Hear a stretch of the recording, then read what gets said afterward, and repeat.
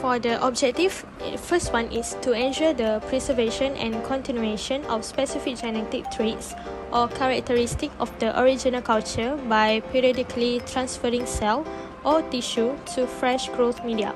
And the second one is to gradually adapt organism to new environmental conditions, ensuring they develop the necessary physiological and biochemical changes to survive and thrive in their new habitat. I would like to begin our presentation by discussing an important concept in biological research, which is subculture. What is subculture?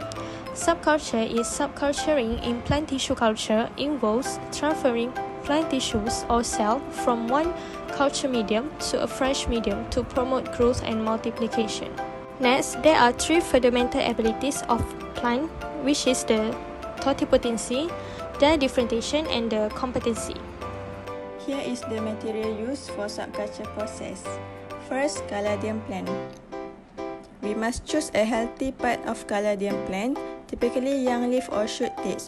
It must be under sterilized condition and cut the plant into small pieces, 1 until 2 cm size. Next, sterilized scalpel. It makes very fine, clean cuts, which is important for working with tiny plant tissue without damaging them. Next, forceps. Essential for carefully handling and positioning small plant tissue in a sterilized and precise manner during tissue culture. Next, sterilized petri dishes to providing a clean, nutrient-rich space for plant tissue to grow in laboratory setting. Next, grow medium. We use MS medium to provide the necessary nutrient and hormone for plant tissue grow in a controlled lab environment. Lastly, ethanol, an important sterilizing agent to keep tool, surface, and plant material clean and free from contaminant in plant tissue culture. Here the video on how we do the subculture process.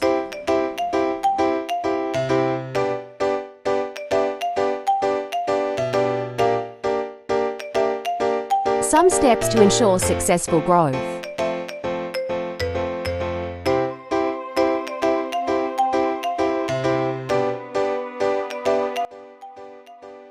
Well, now we are moving to the result part. After 1 week of subculturing the dendrobium plants, all samples remain uncontaminated and healthy, indicating optimal growth conditions in terms of temperature, light, and humidity. Additionally, the plants exhibited significant growth in height, confirming the effectiveness of the subculture environment. Here is the material we use for acclimatization process. First is coco peat. It was a good medium for acclimatizing orchid plantlet because it retains moisture, provide good duration, is clean and support root growth. Next is plastic cup. It provides a simple and effective way to acclimatize orchid plantlet by offering containment, protection, moisture regulation, ease of monitoring, ventilation, and protection from contaminants during the transition process. Next is charcoal. It used to absorbing toxin, promoting drainage, controlling odors, and providing a gradual release of nutrients, ultimately creating a healthier environment for the orchid plantlet to thrive. Next, hole puncher. It helps to improve aeration and drainage in the container. Next, water. It vital for hydrating orchid plantlet, promoting root establishment, creating favorable environment condition during the acclimatization process. Here is the video on how we do the acclimatization process. First, we must wet the tissue because it's crucial for its transition from in vitro to ex vitro condition. Here's the difference between in vitro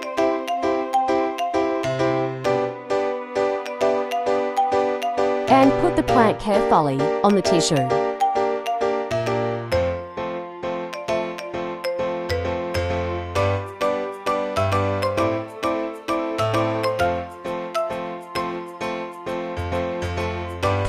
roots with wet tissue for the hydration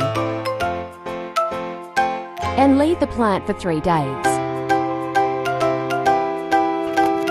Make a hole around the cup to allow any extra water to seep out.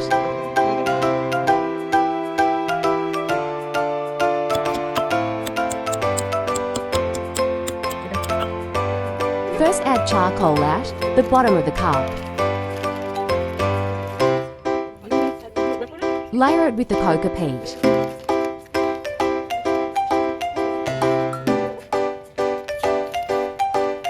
And repeat the process until it reached about 3/4 of the cup.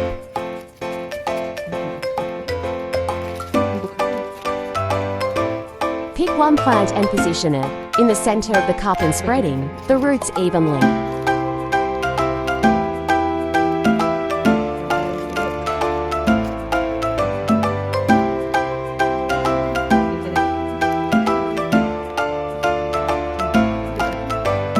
Fill in around the roots with more of the cocoa peat to ensure the plant is stable.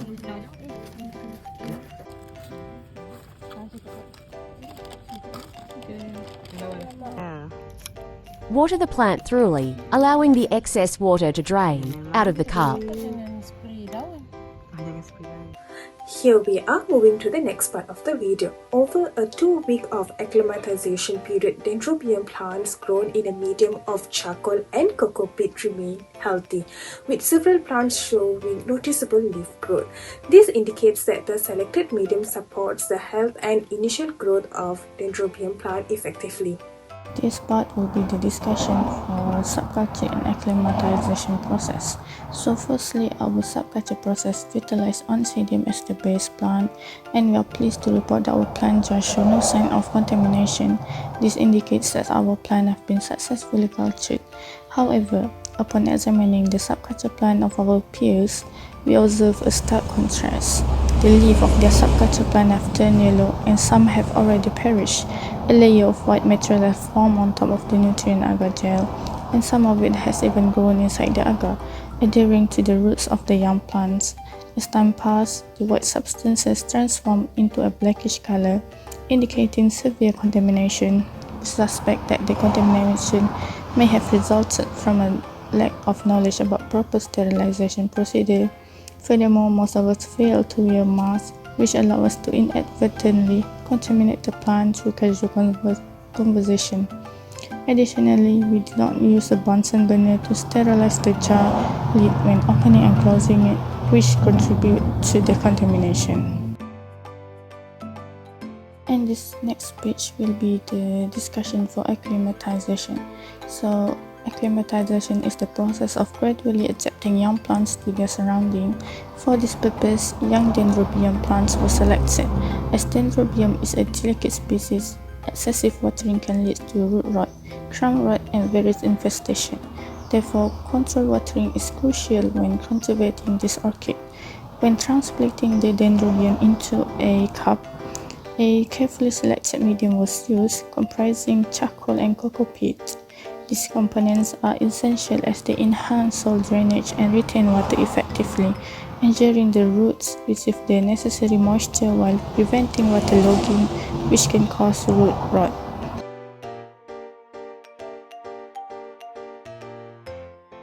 In conclusion, subculture and acclimatization are vital processes in plant tissue culture to make sure the successful propagation and adaptation of plantlets.